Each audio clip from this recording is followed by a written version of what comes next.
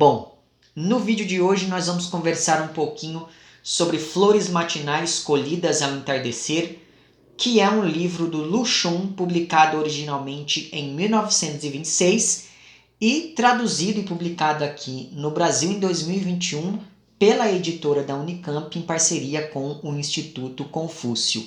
Esse daqui é o primeiro livro de uma coleção que pretende publicar em edições bilíngues alguns textos clássicos da literatura chinesa. E eu o li para o clube de apoiadoras e apoiadores do canal.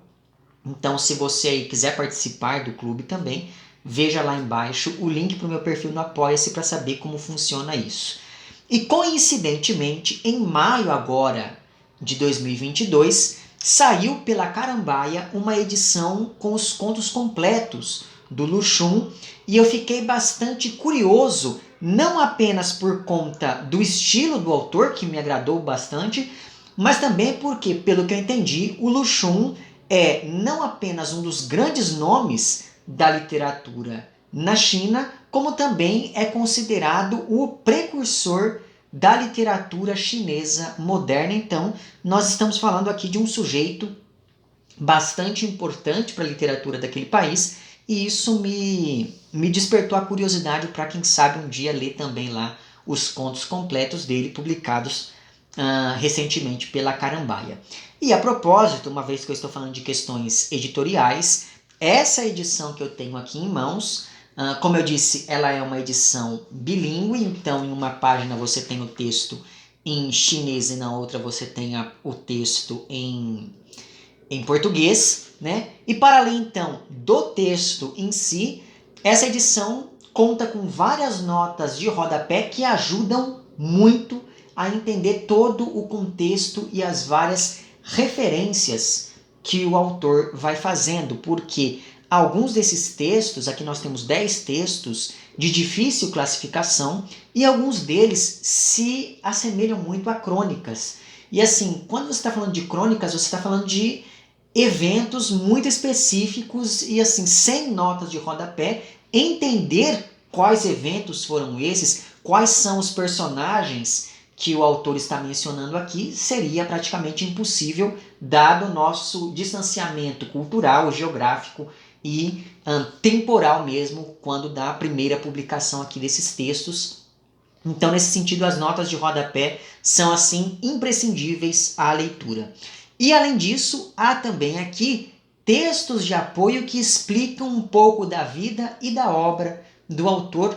E no caso aqui deste livro, saber sobre quem foi o autor é muito importante, dado o caráter memorialístico dos textos aqui reunidos. Acontece que o Lu Xun nasceu em uma província bastante tradicional da China no fim do século XIX, e por conta disso ele viveu todo um período de transição entre o Império e a República, sobretudo ali entre 1911 e 1912, que foi quando a última dinastia chinesa foi derrubada e a República foi de fato proclamada naquele país. E além disso, é bom lembrar que desde lá a Guerra do Ópio, então nós estamos falando ali da segunda metade do século XIX, né? Se não me engano, a Guerra do Ópio começou ali em 1860 e alguma coisa, mas enfim, desde esse período ali da segunda metade do século XIX, a presença inglesa foi ficando cada vez mais forte na China, e isso evidentemente levanta um problema sobre a ocidentalização daquele país, que é um problema que, diga-se de passagem, é bastante frequente quando nós pensamos nessas relações que se estabeleceram historicamente entre países do Ocidente e países do Oriente. E eu digo isso porque nós temos essa discussão sobre a ocidentalização de certos países do Oriente em textos do Dostoiévski, em textos do Yasunari Kawabata, e agora aqui eu percebo que essa foi uma questão importante também para a China na virada do século XIX para o século XX. Então veja que, ao tratarmos desse período, nós estamos falando de um autor que viveu toda essa efervescência e que, mais do que isso, atingiu a maturidade intelectual exatamente em um momento em que a pergunta da vez era: qual vai ser a identidade da China daqui para frente diante de todas essas mudanças, pensando lá na queda da monarquia e no início da república, e também diante de todas essas interferências externas, pensando na já citada presença inglesa em território chinês. Então, se por um lado, conforme é dito aqui nos textos de apoio dessa minha edição, o autor leva para a literatura uma língua mais vernacular, se distanciando um pouco da língua tradicional, por outro lado, o Lu Xun acaba, de certo modo, preservando as tradições na medida em que rememora o impacto dessas mesmas tradições na sua formação individual. Por isso mesmo, esses textos nos colocam diante de uma identidade que se constrói sempre entre dois lugares, ou dois espaços, ou dois tempos diferentes, né? Entre o passado e o presente, entre o individual e o coletivo, entre o tradicional e o moderno, etc, etc, etc. E esse entrelaçamento de elementos aparentemente opostos se deve sobretudo ao fato de que, ao recordar, por exemplo, os tempos da escola, o autor nos permite perceber como era o sistema educacional da China no final do século XIX, assim como, ao falar dos costumes e das lendas de sua infância, o Lu Xun nos permite entender um pouco melhor sobre como era a mentalidade das pessoas naquela mesma época e por aí vai. Daí é que vem então essa oscilação entre o individual e o coletivo, o tradicional e o moderno, enfim. Então, o tema desses textos tem algo de tradicional quando nós pensamos nessas reminiscências do autor, mas a construção discursiva do texto em si tem algo de moderno quando nós pensamos ali nessas inovações linguísticas promovidas pelo autor em sua literatura ao trazer para ela uma linguagem um pouco mais cotidiana, digamos assim, e isso também reforça esse caráter transitório desse livro, como eu mencionei antes. E daí, é claro, como o título sugere, né, Flores Matinais Colhidas ao Entardecer reúne então esses 10 textos escritos na maturidade, mas que refletem sobre o período da infância e da juventude desse autor, como se ele estivesse, como diria lá o Machado de Assis em Dom Casmurro, continuando pela noite velha o sonho truncado da noite moça. E daí, por sinal, citei agora o Machado de Assis, ao longo da minha leitura eu comparei em vários momentos o estilo do Lu Xun ao estilo do Machado de Assis, porque os dois são bastante irônicos, por exemplo, ao mencionar figuras importantes da época, ou então ao criticar certas tradições, certos costumes. Então, por exemplo, quando o Lu Xun vai criticar alguns rituais sociais chineses, eu acabei me lembrando daquelas várias críticas aos costumes da corte que o Machado de Assis fazia em seus textos. Então, principalmente se você gosta aí das crônicas do Machado de Assis, seja lá as crônicas de Bons Dias ou então as várias outras colunas que ele foi tendo ao longo dos anos, né? Então, se você gosta desse material mais jornalístico do Machado, talvez você vá se interessar bastante aqui por esse livro do Lu Xun. E se você não conhece as crônicas do Machado, eu acho que fica aqui a sugestão para que você conheça tanto lá essas crônicas quanto aqui o livro do Lu Xun, né? E daí, por sinal, por mais que eu não fale mandarim, né, dá para perceber aqui que a tradução dessa minha edição ficou muito boa, porque Esse estilo mais irônico, ele acaba criando um texto cheio de nuances que a tradutora conseguiu transpor muito bem para o português. Então, se a tradução não fosse muito boa, provavelmente a gente perderia muito desse estilo tão interessante do autor e tão ligado a essa ironia que, como eu disse, eu acabei associando lá a obra do Machado de Assis. O fato é que eu não sei se você percebeu, mas o Luxun viveu em uma época de transição. Ele escreve com um estilo que aponta para a transição entre o vernacular e o erudito. O tema da memória estabelece esse movimento de transição entre o passado e o presente, e o período da vida do autor que foi retratado aqui nesses textos também é um período transitório, indo do meio da infância até ali o fim da adolescência ou início da vida adulta. Então, esse período de juventude é também um período de trânsito na vida do sujeito. Então, curiosamente, é interessante perceber como todas essas questões acabam se adequando muito bem umas às outras, conforme o autor estabelece aqui esses textos. Então, o tempo vai acabar sendo muito importante para a articulação desses 10 textos aqui reunidos, e o próprio título do livro já nos mostra isso de maneira muito poética, né? Porque essas flores, apesar de serem matinais, elas resistiram à passagem do tempo de modo a serem colhidas ali ao entardecer. E tudo isso dá certa leveza poética ao texto em um primeiro momento, mas isso em nada diminui a ironia e mesmo um tom quase pessimista que o autor assume em alguns desses seus textos. E isso, é claro, se liga ao período em que o autor estava vivendo quando ele escreveu os 10 textos aqui de Flores Matinais Colhidas ao Entardecer.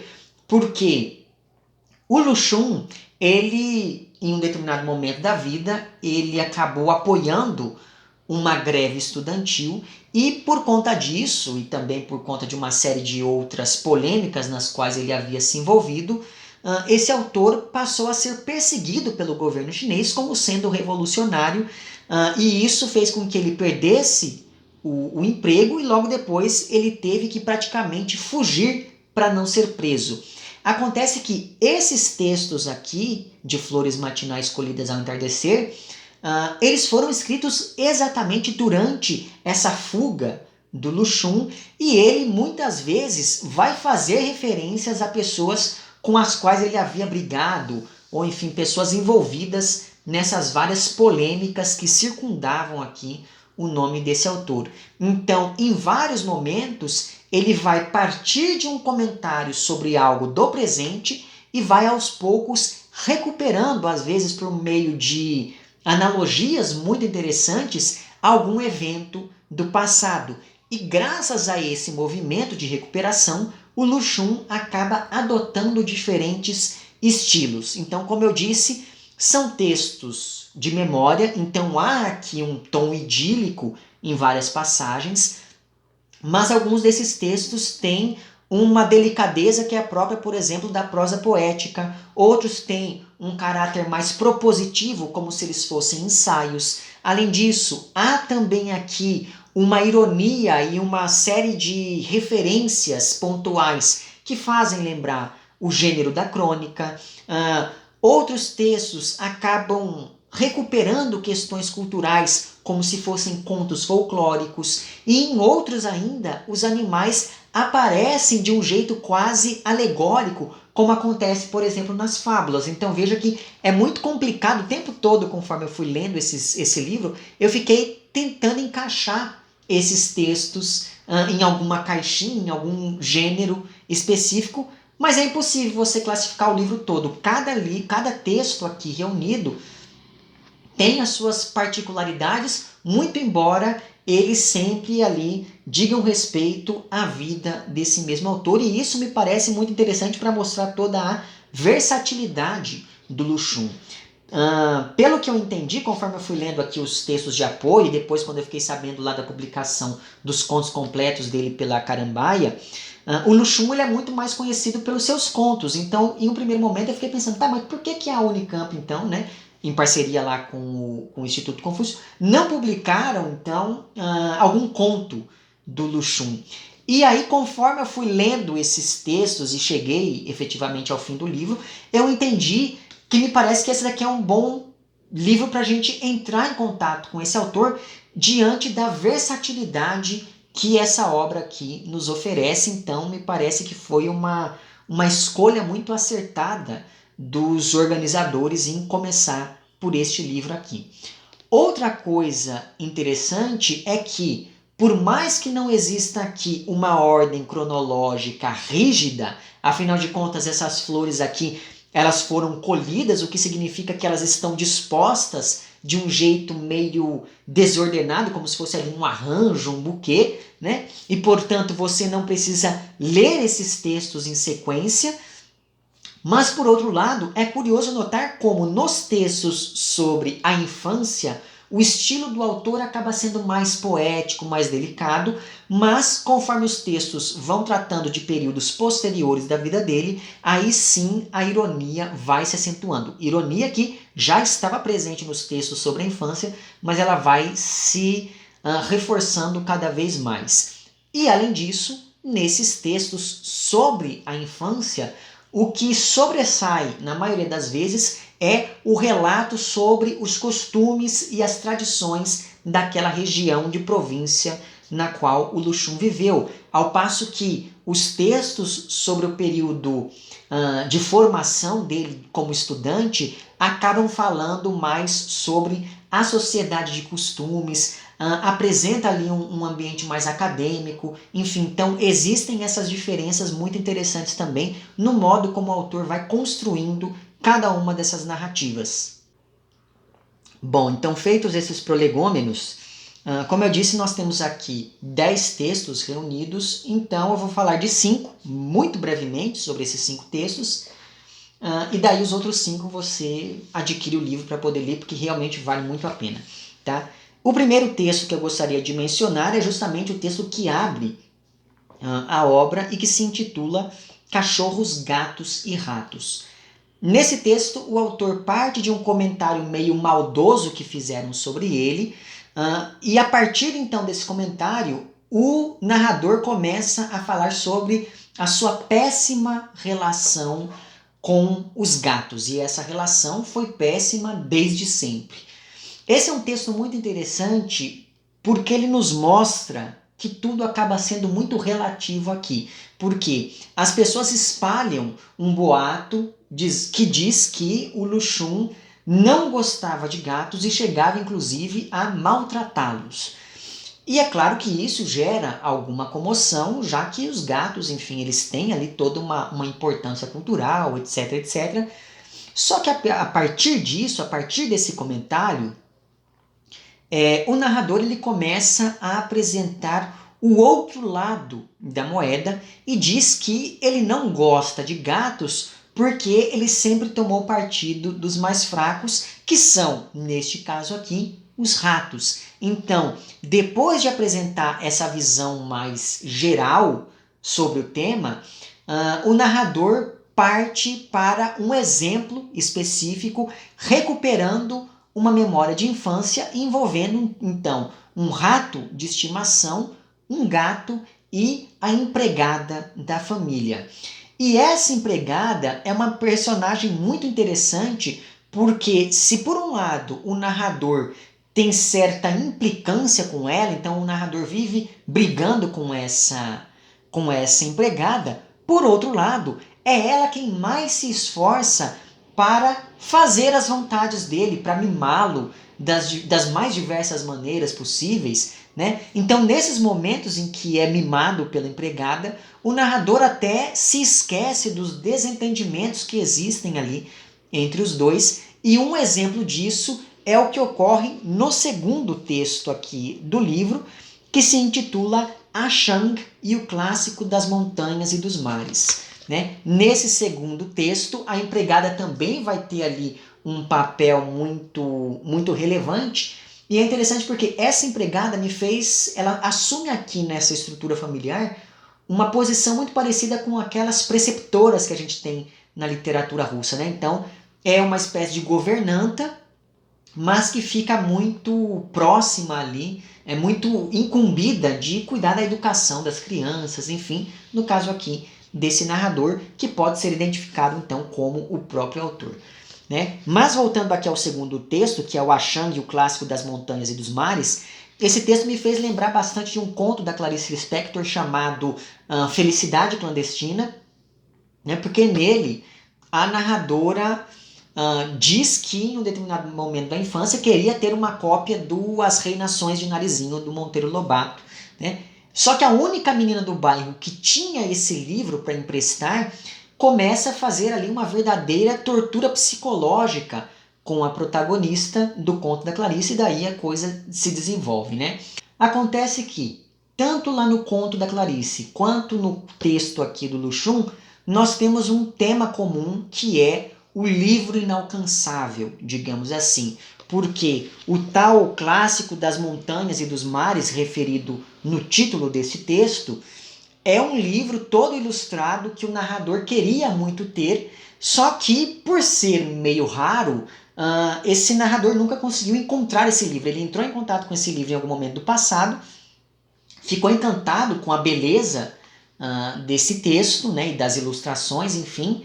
Só que depois, sempre que ele procurava o livro, ele nunca encontrava. E por mais que ele pedisse o livro ao pai, aos tios, enfim, ninguém da família dava muita bola para esse menino, até que um belo dia a empregada, aquela mesma com quem ele vivia brigando, encontrou o tal livro, comprou o livro e deu de presente então ao guri. Então esse é o tipo de conto com o qual, enfim, quem é leitor desde criança certamente vai se identificar com o sofrimento desse narrador. Então é um texto, enfim, do qual eu gostei bastante.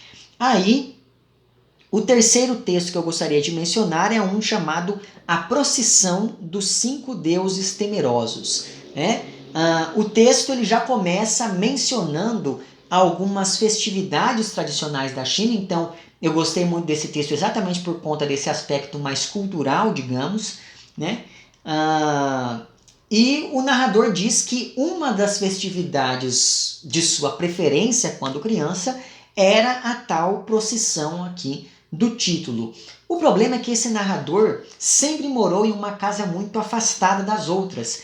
E por isso mesmo, quando a procissão passava pela rua do narrador, já não tinha quase ninguém nela. Né? E por isso mesmo, esse rapaz, né, esse menino ali, ele começa a desenvolver uma quase obsessão por essa festividade e passa, inclusive, a fazer pesquisas para descobrir como era essa procissão no passado. Então, veja que o texto ele já estabelece essa relação entre presente e passado, sendo que o presente aqui já é um passado. Então, há um passado mais recente e um passado remoto. E o interessante é que, nesses momentos em que está fazendo essas pesquisas, o narrador cita textualmente outros autores, reforçando ainda mais a relação entre passado e presente, tanto no que se refere à procissão em si, né, dele comparar essa procissão esvaziada do presente com aquela procissão glamurosa do passado, quanto no que se refere às narrativas sobre esses deuses temerosos, porque em dado momento aqui ele vai explicar um pouquinho mais sobre o porquê dessa festividade, e daí ele vai mencionar alguns desses deuses. Então é um texto bastante interessante, enfim, eu achei ele muito curioso por conta disso. Aí o quarto texto que eu gostaria de mencionar aqui para vocês, de indicar, talvez seja o texto que eu indico com mais ênfase, digamos, é um chamado A Doença do Meu Pai. Eu tenho a impressão de que esse talvez seja o melhor texto aqui desse livro, e nele, como o título sugere, o narrador vai falar sobre o período em que o seu pai esteve doente e fez de tudo ali para se curar. O mais interessante nesse texto é que ele mostra a tensão entre o moderno e o tradicional como pano de fundo para essa crise familiar, já que o pai do narrador está se tratando com medicina tradicional e essa medicina não está tendo efeito nenhum diante da gravidade da doença desse pai, ao passo que o narrador ele tem alguma noção de medicina moderna porque ele frequentou a faculdade durante algum tempo, então ele, por um lado, quer respeitar a vontade do pai, que quer ser, enfim, tratado com medicina tradicional, mas por outro lado, ele tendo esse conhecimento, ainda que mínimo, ele percebe que aqueles tratamentos ali não vão levar a lugar algum, né? Por isso mesmo, o tom predominante desse texto é o de uma ironia meio cética em relação às tradições, como se o tempo todo esse narrador estivesse refletindo, olha, será que hoje em dia ainda existe espaço para determinadas práticas, para determinados sistemas de pensamento que eram antes tão conhecidos, tão louvados, enfim? E daí, então é um texto do qual gostei bastante por conta dessa discussão. E o último texto que eu gostaria de indicar aqui para vocês intitula-se Professor Fujino. E ele fala sobre o período em que o narrador foi para o Japão, a exemplo do que aconteceu com o Lushun, para estudar medicina. E uma vez estando nessa universidade japonesa, ele conheceu o professor Título aqui, que se tornou um verdadeiro mestre para ele, né? Um sujeito que mudou completamente o modo como esse narrador olhava para as coisas, e esse professor é o tal então do Fujino, né? E quem aí já teve algum professor assim, né? Um professor que desperta esse interesse, sabe da importância que essas pessoas podem ter não só para a nossa formação, mas também para a nossa vida de maneira geral. E aí veja como esses dois últimos textos, né, A Doença do Meu Pai e o Professor Fujino, como esses dois últimos textos que eu mencionei, eles são bons exemplos da falta de linearidade que orienta aqui a organização desse texto, e eu estou dizendo isso como uma característica positiva. Então veja, tecnicamente, o conto sobre a doença do pai teria acontecido depois que o narrador foi estudar no Japão, aí desistiu, conheceu lá o professor Fujino, aí desistiu dos estudos, voltou para a China e foi morar novamente com os pais. Então, teoricamente, esse texto sobre o professor deveria vir antes, mas não é isso que acontece, né? Você tem primeiro o texto sobre a doença do pai, aí depois de alguns outros você tem ali o texto sobre o tal professor.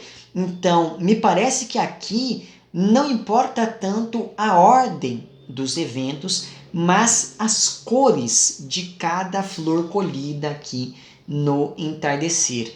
Então, para formar esse arranjo, que é a própria obra, o Lushun dispôs essas flores em um padrão que, em um primeiro momento, a gente não reconhece, só que ainda assim dá para perceber que essas cores são sempre as mesmas ou fazem uma espécie de degradê. Tudo isso para dizer que existe aqui um caráter poético muito interessante, pensando nesse cromatismo do texto.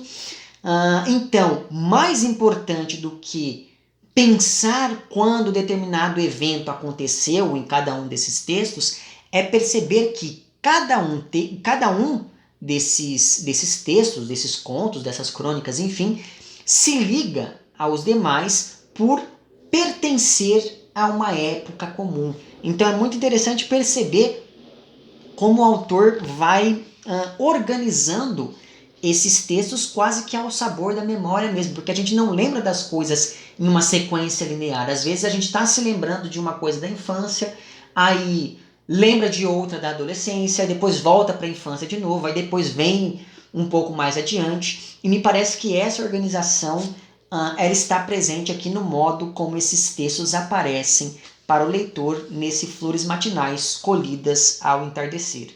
Então fica aqui a sugestão desse livro excelente. Como eu disse, eu não li outras coisas do autor, mas me parece que essa é uma boa porta de entrada para a obra dele. E é isso. Se você aí puder e quiser contribuir com este meu canal aqui, considere ser um apoiador ou uma apoiadora clicando no link para o meu perfil no Apoia-se, que eu vou deixar lá embaixo. E daí naquele link você tem acesso aos planos de apoio e também às recompensas equivalentes a cada um desses planos. Fica aqui o agradecimento às pessoas que já colaboram, e para você aí que não pode ou que não quer contribuir financeiramente com esse meu trabalho, você pode fazer isso mostrando à plataforma aqui do YouTube que o meu conteúdo é de alguma maneira relevante. Então você pode curtir e compartilhar e comentar aqui nesse vídeo, enfim, faça todo esse métier, certo? Se você aí tiver alguma sugestão de outros textos de literatura chinesa para me indicar, fica aqui. Eu convido você a fazer isso nos comentários lá abaixo. Durante muito tempo as pessoas diziam que eu não lia literatura oriental, etc, etc. Pois é, aos pouquinhos isso vai mudando por aqui, né? Primeiro lá com o Kawabata, agora aqui com o Lu Xun, certo? Vemo-nos então nos próximos vídeos e um amplexo.